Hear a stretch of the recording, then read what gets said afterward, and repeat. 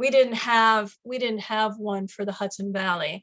So Jen and some other people worked very hard to get us a Hudson Valley public hearing, which is going to be on the 12th, which is next Thursday night in Peekskill. So hopefully during this this Zoom meeting, you will have a chance to register for that if you haven't already done that.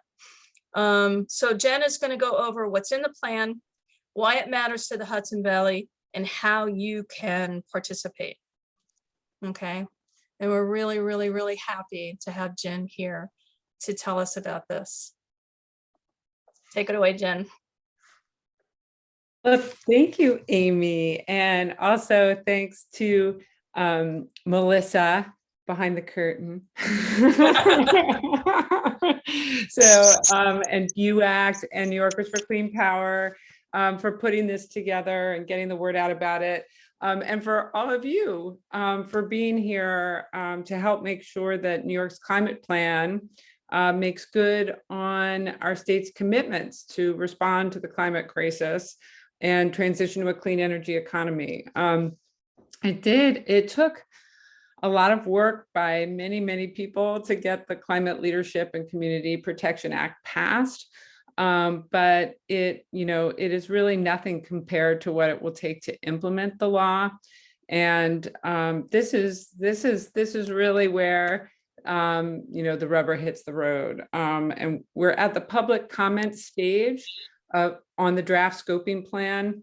And your input is, I can't emphasize enough, just how critical it is to ensuring that we have a strong, effective, and equitable plan. We fought very hard to get a hearing in the Hudson Valley. Actually, there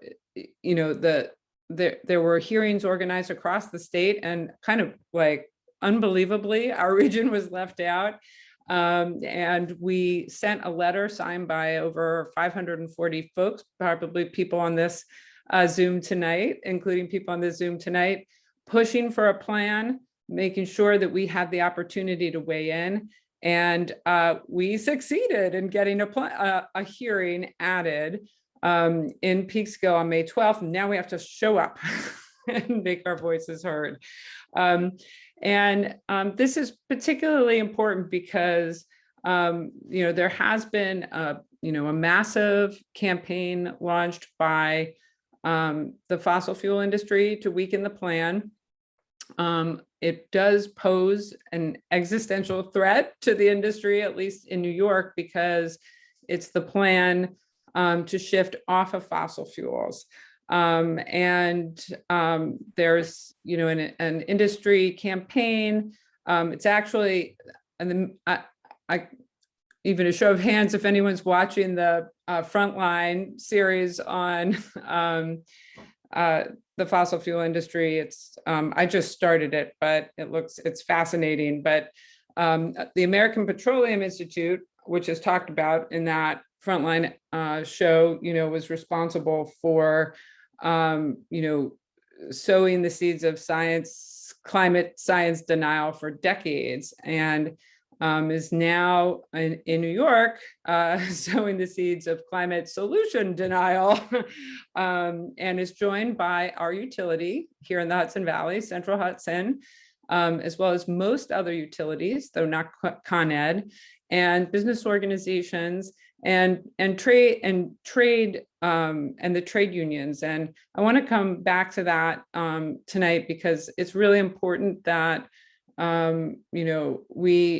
labor has an important role in this transition, and we have to build confidence among the labor unions that the trade unions that this transition will benefit them. What I'm going to do here, I'm going to switch over and share my screen. One second.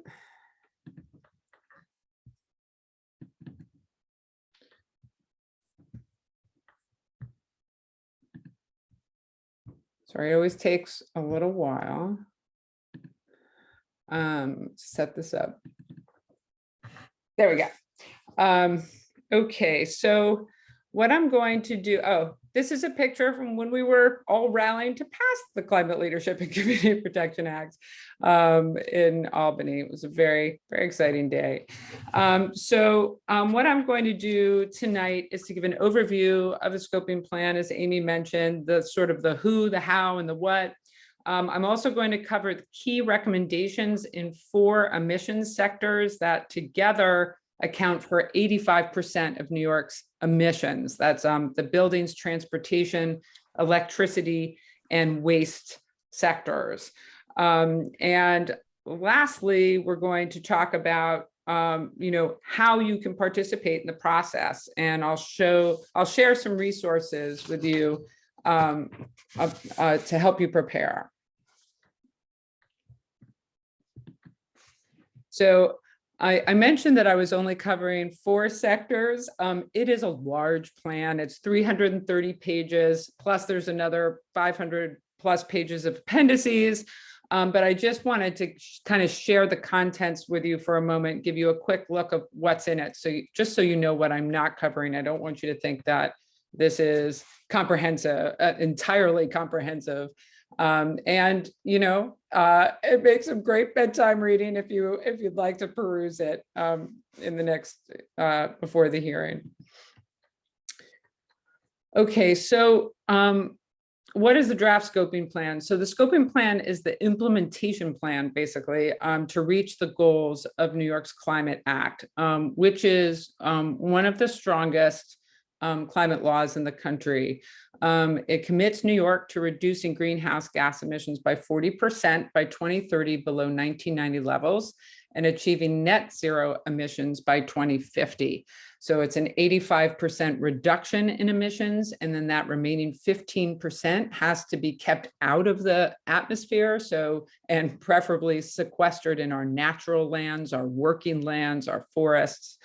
The law also commits us to generating 70% of our electricity from renewable resources by 2030 and achieving a carbon-free electricity system, fossil fuel-free electricity system by 2040. And importantly, it commits New York to ensuring a just and equitable transition that leaves no one behind. And the law dedicates 35% of the benefits of clean energy investments to disadvantaged communities, with the goal of 40%. And it's really the 40% number that I've seen, state agencies working with. So the scoping plan is critically important because it's going to shape state legislation, regulation, and the decision-making of every state agency and department for years to come. The law requires that it's updated every 5 years. The plan was developed by a 22-member Climate Action Council that was established under the climate law. That council includes all the heads of the relevant state departments and agencies, as well as 10 appointed members that include primarily a mix of environmental and climate justice advocates, industry representatives, and scientists. The council's work was informed by the recommendations of 7 advisory panels with expertise in the different areas that are covered by the plan, as well as the Climate Justice Working Group and the Just Transition Working Group, which were both created under the climate law.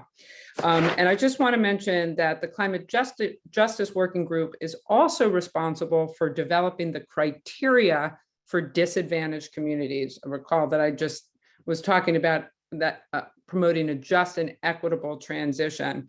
That working group looked at 150 different indicators and narrowed the list down to 45 indicators. It includes such things as income, race, unemployment, home ownership, prevalence of asthma, the presence of hazardous local air pollutants, climate risk from flooding and extreme heat, all a real range of criteria. And I just want to mention that the draft criteria and the state draft map of DACs, I'll show you it in a second, are available on the state climate website for review, and it's a separate public comment process from this scoping plan process. But this is what the map looks like. And I just want to note that the Mid-Hudson region, our region, is tied with New York City in the percentage of our census tracts that have been identified as disadvantaged communities. So fully 45% of the census tracts of our region under this draft map are considered disadvantaged. This pie chart is from the scoping plan. It really comes from the state's most up-to-date emissions, greenhouse gas emissions inventory. And as you can see, buildings are responsible for the largest share of emissions, with transportation a close second. Together, they account for 60% of New York's emissions. Electricity accounts for 13%, but has an outsized importance because it is the linchpin of the clean energy transition, which is, as we'll see, really about electrifying everything. So meeting our climate goals is going to require transformational changes in every sector. This is a snapshot of the kinds of changes that will have to be made according to the integration analysis for the scoping plan. It was an analysis that looked at how far the recommendations of the plan would take us in meeting those goals. And, among its findings was that by 2030, we need to electrify 1 to 2 million homes with heat pumps. We need to replace 3 million gas vehicles on the road with electric vehicles. And we need to divert 100% of organic waste from landfills, also incinerators. By 2040, fossil fuel plants, which together account for 43% of the state's electricity generation, must be fully retired and replaced. It'll be primarily with wind and solar. There are other renewable technologies as well, but together with battery storage. The analysis for the scoping plan, the integration analysis I just mentioned, found that the cost of inaction was far higher than the cost of policies to meet our climate goals when you take into account avoided health costs from fossil fuel pollution and avoided damages from climate change. The net costs of meeting our climate goals are actually quite small relative to the size of New York's economy. And that's because we would be replacing most of the equipment and goods that we need to replace at the end of their useful life. So, not immediately today. And it's really about making the right choices of those replacements at the time. Now, that's not to say that there are not upfront costs, because there are, and that's a gap in this plan in terms of how we're going to pay for it. The plan does put forward some recommendations and options, but this is definitely an area where people can weigh in public comments. The health benefits for New Yorkers alone would be tremendous because of all the pollutants from fossil fuels that will be eliminated that are at the same time that are debilitating to people's health, particularly in disadvantaged communities where polluting infrastructure is typically cited. We'll have a much healthier population and are expected to save between $50 and $120 billion from health improvements alone. The jobs that would be created in New York for the clean energy transition are also pretty tremendous. And I think it's really important to emphasize the jobs benefits, given the concerns of labor that have been expressed, the trade unions have expressed. So a job study was performed by the Just Transition Working Group, which found that statewide, if we stay on track to meet our greenhouse gas emissions reduction goals, we should see a net gain of almost 190,000 jobs by 2030, with a total of nearly 270,000 by 2050. The largest wage increase is in the middle wage position. So this is like bucking the trend of a declining middle class of the last 50 years. And over half of those jobs, about 140,000, actually it was well over half, total by 2050 are in the building sector. Now, and the ratio of jobs gained to jobs displaced is, the study found, is about 10 to 1. It's really important, though, not to minimize the impacts of displaced jobs.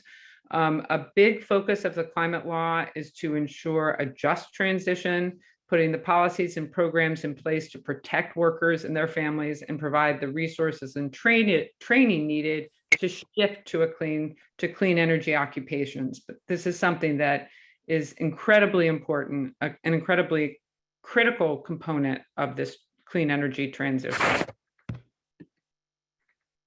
Okay, so in the remaining time, we're going to look at these four emissions sectors, starting with buildings.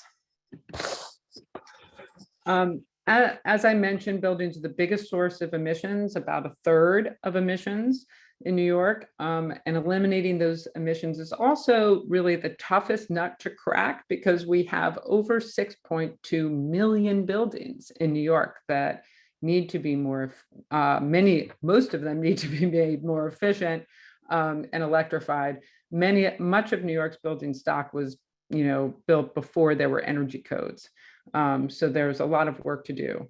One set of recommendations focuses on building codes and standards, including passing the Advanced Building Codes and Appliance Standards legislation. This was actually proposed, I believe, I can't follow legislation as closely as I did, but it's active this session. Advanced codes and appliance standards. Yeah, so that's I'll tell you one interesting thing about the scoping plan is, because of the timing, because we don't have a lot of time and to meet our emissions goals, it makes a number of several key recommendations, including passing the Advanced Building Codes and Appliance Standards Act. It recommends that these measures be done this year, this session, before the plan is actually even finalized. It's just a function of the timing. Another key recommendation of the scoping plan is all electric requirements for construction of new buildings, beginning in 2024 for most residential buildings, and then extended to new construction of all building types by 2027. It is technically feasible. It's cost effective in new construction, is really like the low-hanging fruit. Unfortunately, well, this is actually another piece of legislation that also happens to be in play right now.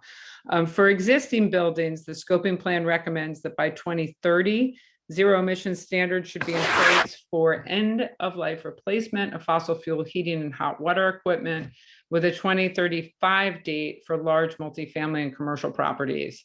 And also by 2035, zero emission standards for new appliances like dryers and stoves are recommended to be in place. And again, just to be clear, these are end of life replacements for new purchases only.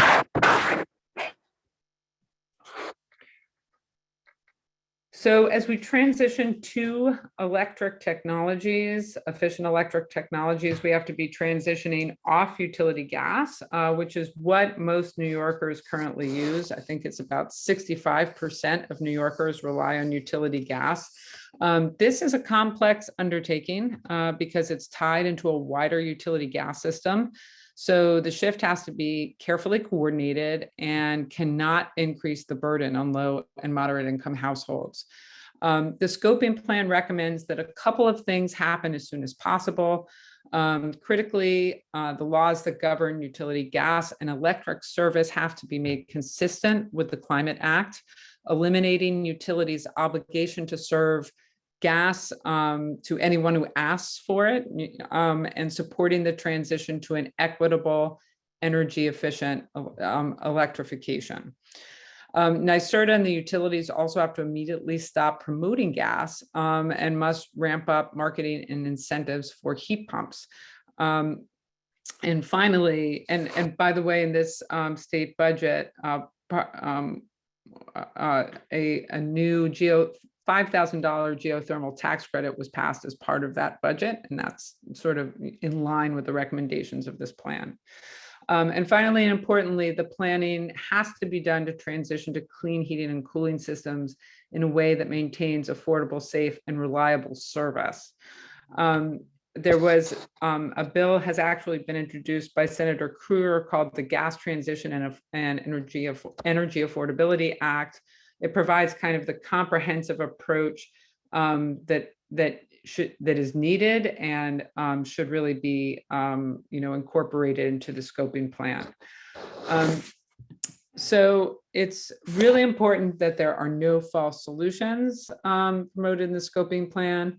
In the public comments, it's important to express support for the scoping plan's focus on efficient electrification to eliminate emissions and steer clear of the kinds of solutions, non-solutions that have been promoted by the fossil fuel industry and utilities like hydrogen and RNG, renewable natural gas for buildings piped through utility infrastructure.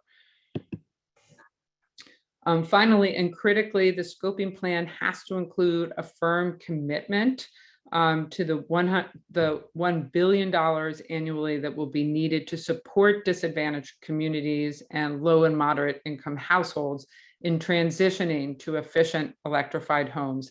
This is what NYCP has estimated is minimally necessary.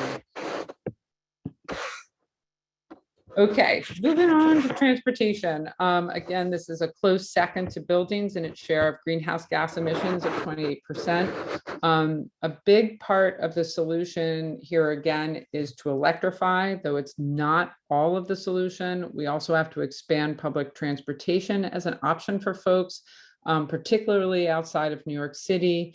And we have to make our communities more walkable and bikeable.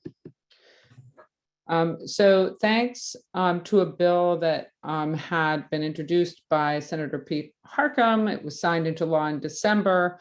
All sales of new cars in New York will be zero emissions beginning in 2035.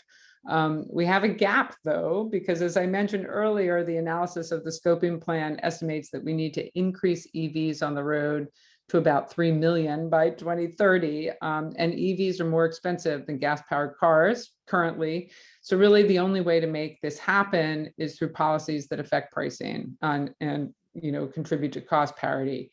The scoping plan calls for a progressively structured fee bait, which essentially would place an additional fee on the purchase of fossil cars to pay for incentives for EVs. So again, to achieve that cost parity. Another critical piece of this, and which is recommended in the scoping plan, is to accelerate the build out of the fast charging network that we need across the state. And lastly, to fix utility rates to encourage EV adoption and off-peak charging. We also need to expand public transportation, as I mentioned, and this, in my opinion, did not get enough attention, enough focus in the scoping plan. I think it would be valuable for folks to share in public comments your own community's public transportation needs and priorities. There are a whole set of recommendations around development that supports non-motorized transportation at the community level to assist local governments and communities in land use planning and promoting transit-oriented development and the like. I do want to mention that New Yorkers for Clean Power is hosting a teach-in on May 24th that is going to do a deeper dive into the transportation recommendations for those who are interested. So we'll be sharing a registration link soon for that. Keep an eye out for that. Okay, so we've been talking a lot about the need to electrify buildings and transportation, but to be truly zero emissions, we need a grid powered by clean renewable energy. We need to get to 100%, and we're currently at about 27%, but this is mostly legacy hydro. Only a very small percentage is wind and solar. And in fact, our fossil fuel gas dependence has actually increased a bit since 2019 with the closure of Indian Point. So we've got, right now, fossil accounts for about 43% of the state's resource mix. We have a lot of work to do. And with the electrification of other sectors, the consumption of electricity is expected to increase by 80% by 2050.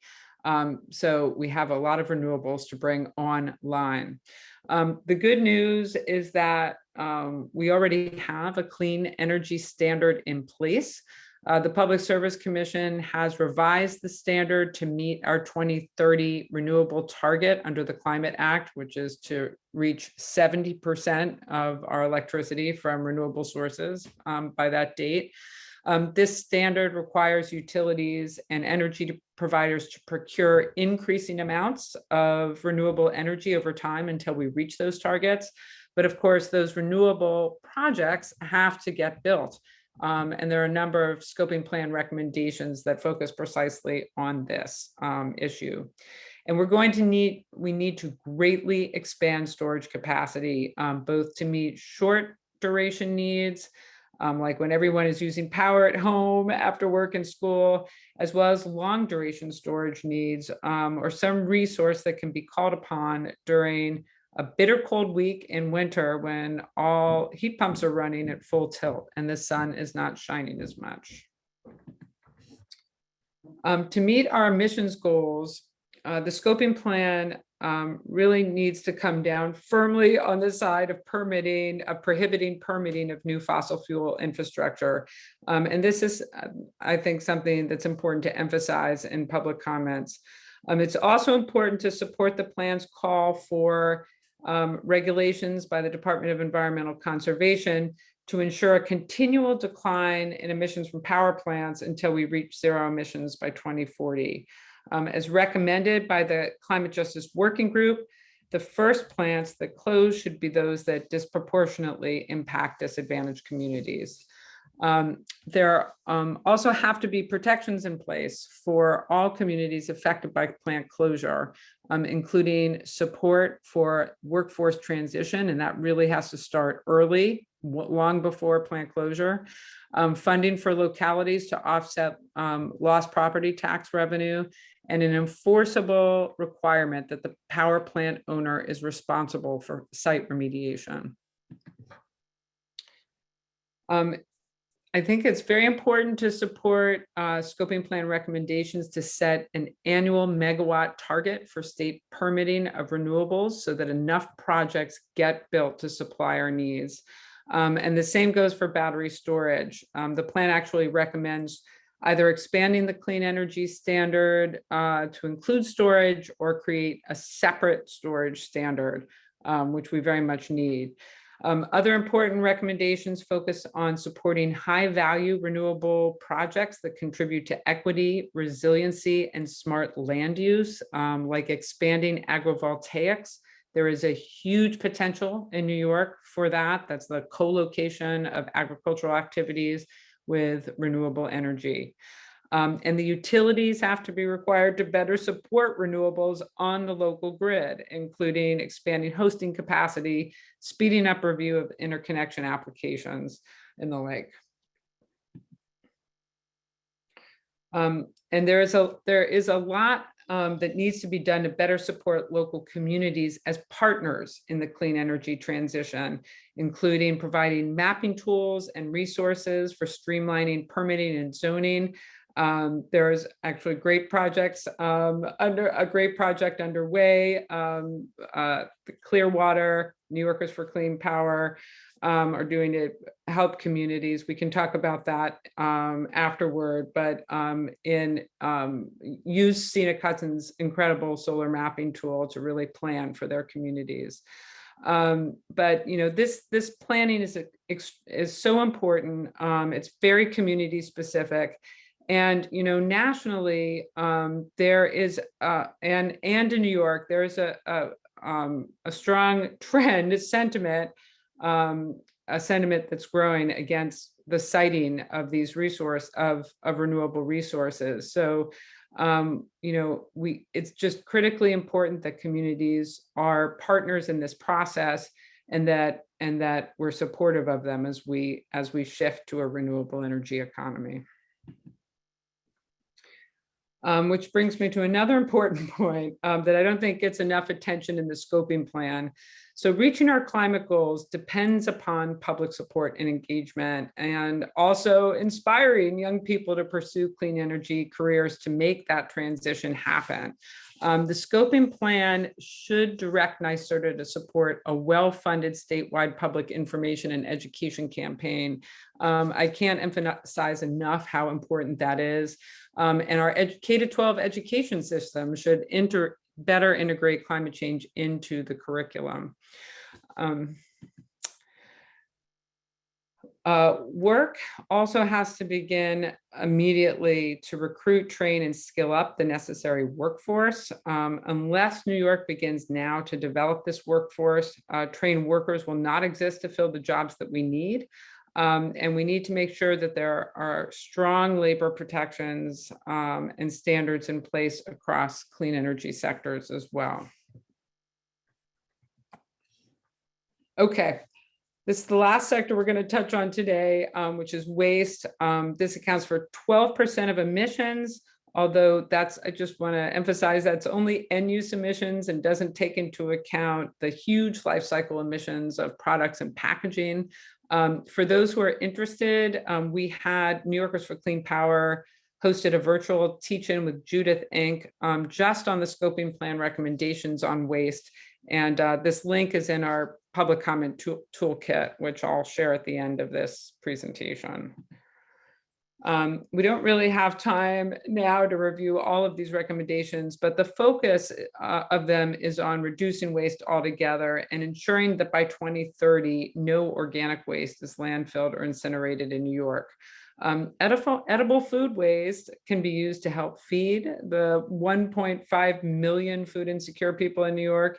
Inedible organic waste can be composted and used to improve soil health, which is so important, both for sequestering carbon emissions and for agricultural productivity. We've actually, New Yorkers for Clean Power has a public comment guide for recommendations on waste specifically. It's a resource that I will share at the end.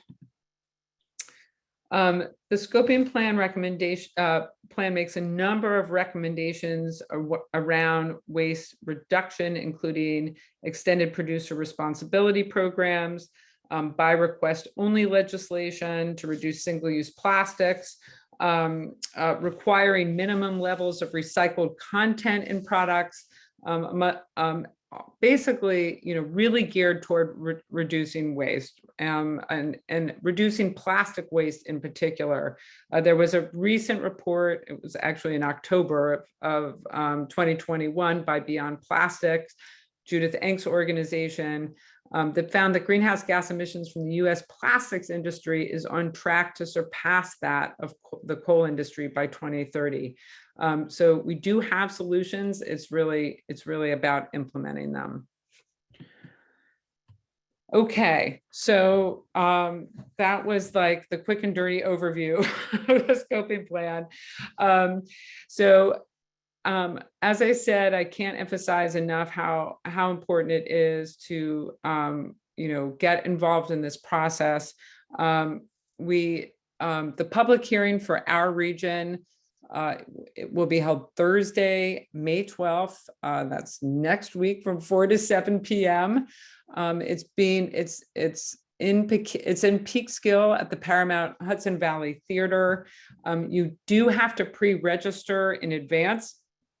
And I wanted to mention, for those of you that are in the Ulster County area, we're going to have an EV carpool convoy from the Park and Ride next to the Thruway entrance in New Paltz. If you want to join us and ride together, we'll leave at, I think, 2:15 is our plan, but we'll get more information about that out about that soon. But we'll put the pre-registration information in the chat, and we hope you all register today.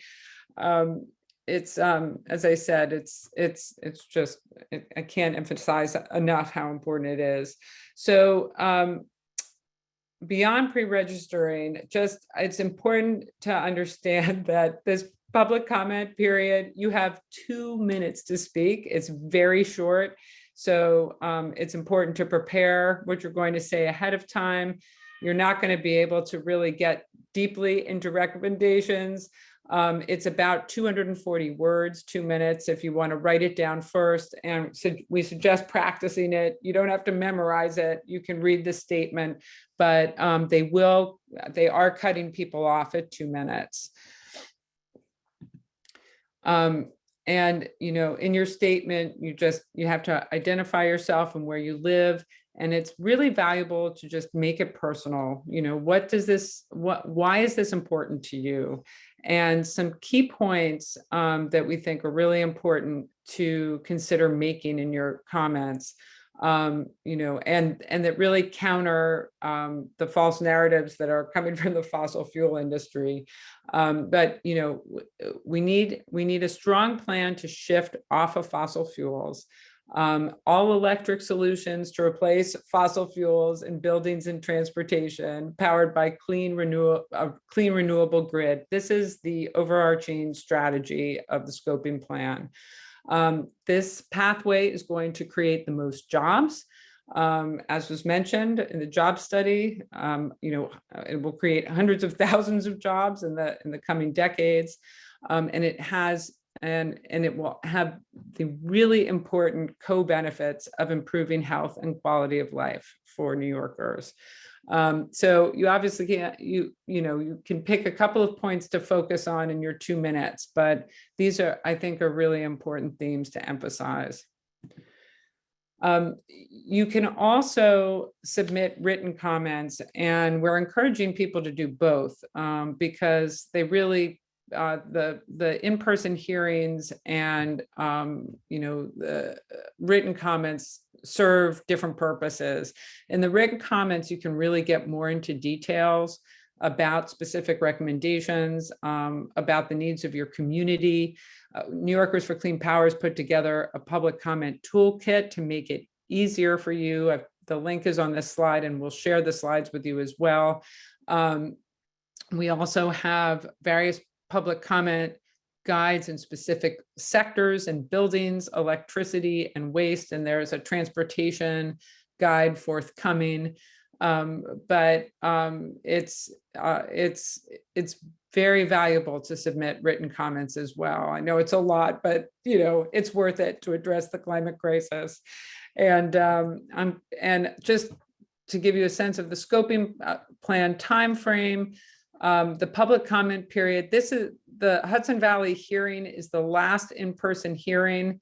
The written comment period closes on June 10th, and then the Climate Action Council will review all of the public comments received, revise the plan, and by law, they have to present the plan to the governor and the legislature by the end of this year. So it's a pretty quick process. And that's it. Let's take some questions. All right, so I think you answered one of the questions we had that was in the chat about what should we emphasize when we're commenting, which you just did a whole nice rundown. Thank you. Another question is, this is kind of a comment. I don't know if you want to touch upon this, Jen, but someone said, I'm very concerned about the impact on availability of electricity by cryptocurrency mining. So I don't know if you want to touch upon cryptocurrency.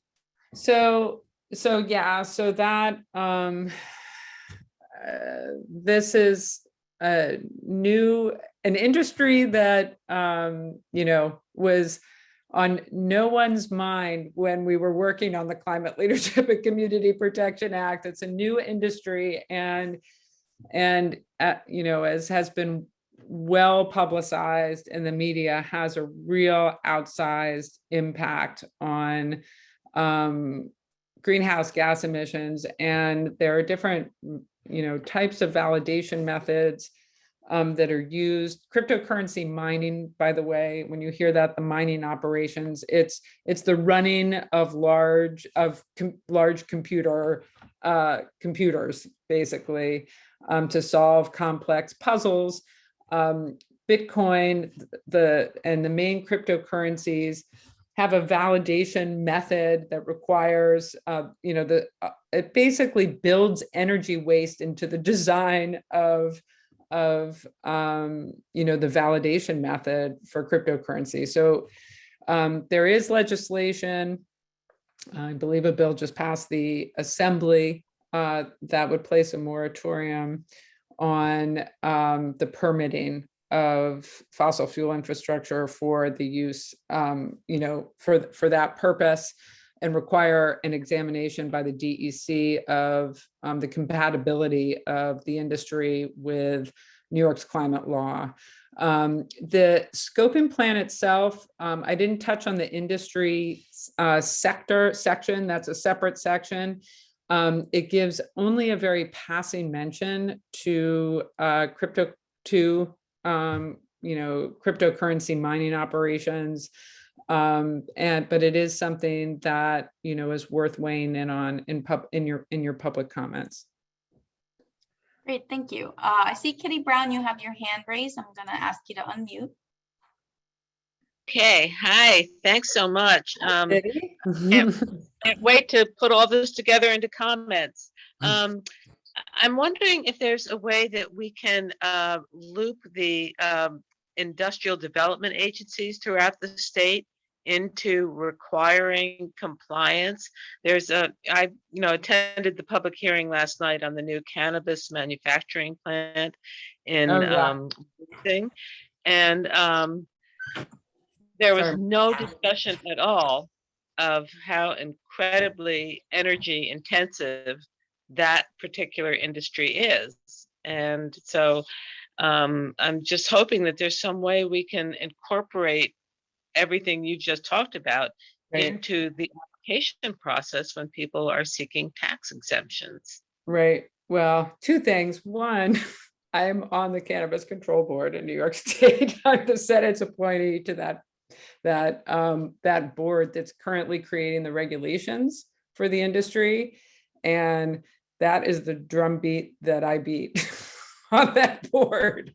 So we're working on those regulations now, but I'm very attuned to it. And in fact, and I'm very, I've been a strong advocate of outdoor grow because it has the lowest carbon footprint. It is the most sustainable. And we did something in New York that is not typically done in other states, which is we are leading with outdoor grow. We had conditional permits for hemp growers to grow outdoors and in greenhouses, which also with really strict lighting requirements. So it's also much lower impact. But the point about IDAs is a really good one. Actually, when I was in the Senate, one of the pieces of legislation that I was working on, but never really got to finish, was requiring sustainability standards for IDA decision-making, and really for all state economic development decision-making. I mean, any state dollars, but this is what will be required now. I mean, in the climate law, every single department and agency is required to look at the compatibility of its decisions with the climate law. But it really needs to be articulated, I think, in standards for economic development assistance of any kind. So I think that's an important point, and I think it's something that you can raise in comments. Thank you, Jen. Tom, I'll get to you in a second, but I just wanted to address Iris in the chat. She said, Jen, did you say not Con Ed? Just missed a word. Wondering about whether Con Ed is weighing in on the wrong side or not. So Con Ed, interestingly, issued they are not, that utility is not listed with the other utilities as a supporter in the New Yorkers for Affordable Energy Industry Front organization. And Con Ed, and all of those organizations, that front was united against and the All Electric Buildings Act, and against, basically that and that pathway. Con Edison actually issued a statement supportive of it, which was kind of amazing, actually. But as you know, also Con Edison has a moratorium in place on new gas hookups. They have pipeline constraints, and but it was interesting that they were not part of and of course they're all in the same trade organizations, and those other trade organizations that are not necessarily friendly to what they're doing. But I think it's important to recognize that Con Ed definitely stood out as more supportive of some of the key strategies in this plan than the other utilities were. Thank you for addressing that.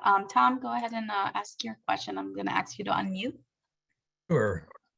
I think my question, Jen, is connected with a couple I saw in the chat there, Janet and Tara, and it has to do with funding and money. Mm-hmm. The slides are interesting in that they project out to the future various percentages about this Right. much will have to be done and so forth. It's interesting to imagine how they come up with those figures, but I wonder if the plan itself or the planners have thought about what kinds of partnerships have to exist between government and the private sector, or separately. I mean, and what percentage would be government, Right. private, and so forth? Yeah, there is a lot of talk of harnessing private sector capital for investments, and revolving loan funds, and making available low interest loans, and then there's also there's not a breakdown of that, but there is a chapter, but it is entirely agnostic on it. It essentially describes economy-wide strategies that include carbon pricing and cap and invest programs, and solicits public input on those plans. And there was a third that was basically like the low carbon fuel standard. Only the first two could potentially raise some revenue to invest in these other programs. But how we're going to fund all of this is important. Again, part of the timing, and the other kind of daunting thing about talking, there's like not one answer, because as you can tell just from what we've discussed, all the breadth of what we've covered today, every sector, there are going to be different solutions in different sectors, and we're talking about the entire New York economy, essentially, and, like, take, for instance, the electrification, the recommendation that for all electric building codes, or for new construction, and then down the road a piece, zero emission standards for equipment, to replace equipment at the end of its useful life. Like, it's essentially creating the market signals, to start to jumpstart these markets, which will eventually bring down the cost of these things. I mean, it's really changing the nature of economic activity in the energy zone. So that's gonna play a role. Like, you can't go by today's costs, because we're talking about a transition over decades, and investment is going to shift from certain kinds of investments to other types of investments. But we have to have the policies in place to send the right market signals and also to support that transition. As I said, we have to have the labor. We have to have the labor that can fill those jobs that are going to be created. Whether it's manufacturing, whether it's installation, installing, whether it's design. I mean, there are so many types of jobs that this transition is going to require. So there are things that we have to get started on now to really set the stage and facilitate that transition. But Thank there you. are upfront costs, so there's no question. I don't want to, there are definitely upfront costs. Thank you, Jen. And if we don't get to your question, make sure to put it in the chat so we can follow up with our Q&A doc. Janet asks, yes, what teeth does the scoping plan have in terms of penalties for industries that fail to comply? So what the scoping plan does is basically, the scoping plan isn't itself requirements. The scoping plan is the blueprint that directs various entities, whether it's in some cases it may be legislative, like I had mentioned the recommendation that this has to happen, that we align public service law, the law that governs utilities, with the climate law. That's something only the legislature can do. So the scoping plan directs the legislature to do that. It's a recommendation, but it is the implementation plan that that is built into our climate law to reach those targets, which are statutory targets that the legislature, that the state government regulatory bodies are required to meet. So the idea is you're pulling together a plan, recommendations in every sector that impacts our emissions, getting public input on that, but developing the plan. And it's what legislators will look to. It is what regulators will look to. There are many directives to the Department of Environmental Conservation, the DEC, the DEC is going to be responsible for promulgating regulations to reduce greenhouse gas emissions from the power sector, which is what is going to lead to the unwinding of fossil fuel facilities that currently exist. And it's like any other DEC regulations, they're in force. It's the law. They have to do it.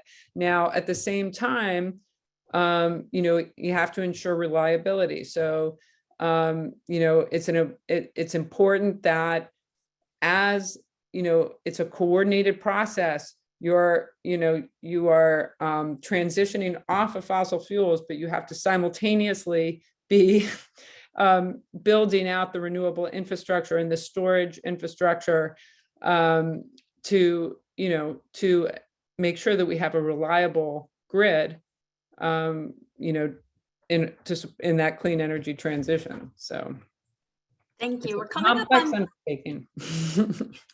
coming up on 3 minutes.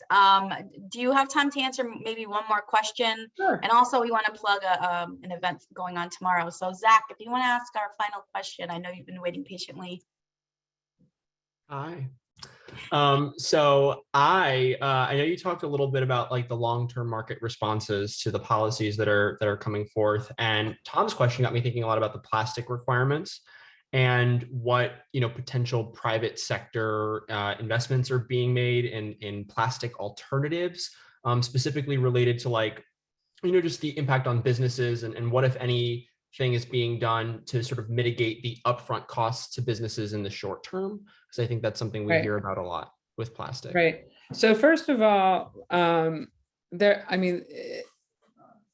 we need to be really shifting to reuse, right? Which is actually going to save businesses money in the long run, because their, packaging is being reused rather than having to purchase new packaging every single time.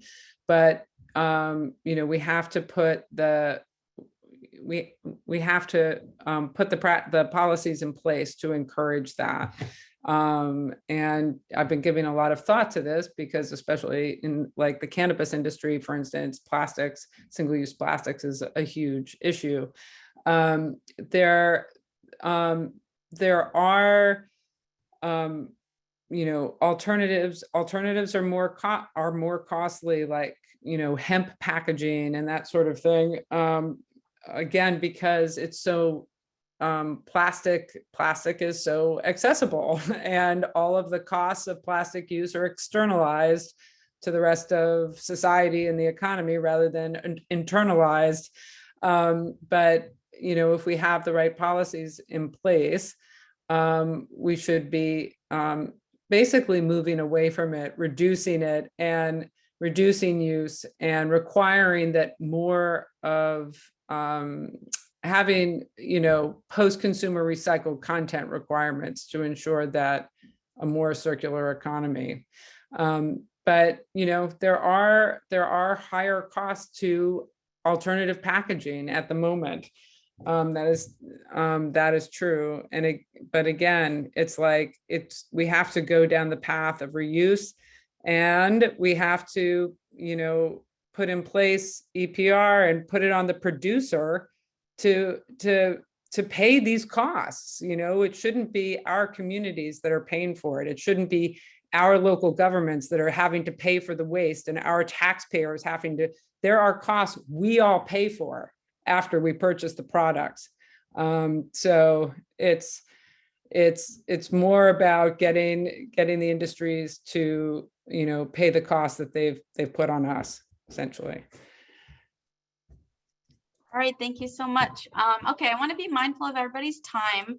I'm going to paste this link in the chat just to plug Renewable Heat Now's Power Hour, which is tomorrow from 7 to 8 p.m.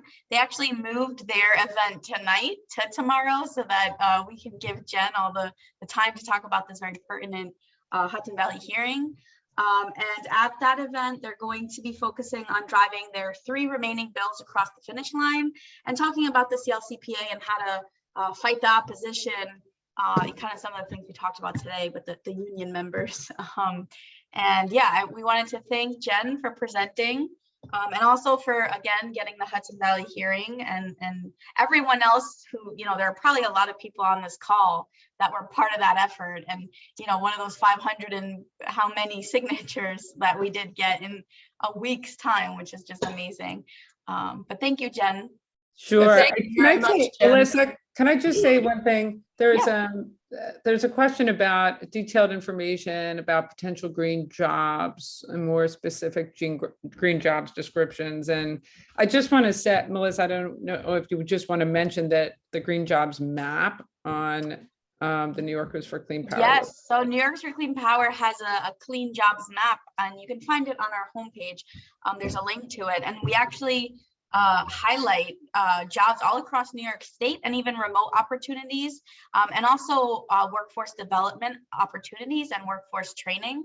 So that's a resource that we have on our site. Yeah, and I would have to give some thought, or look into more explicit descriptions. But that's a good question. But I would definitely suggest checking out the Green Jobs map that has some of that information. All right. So thank you all. Thank you all. Go to the hearing, write some comments, and and please check out our toolkit, public comment toolkit, because we really did try to make it as easy as possible for people. So, and did you put the link in the Yes, chat, and Melissa? I'll repeat the links again at the end here. for the Thank the you so Hudson much, Valley Jen. hearing. Yep. Thank Thank you, you. everyone. Thank Have a you. great night.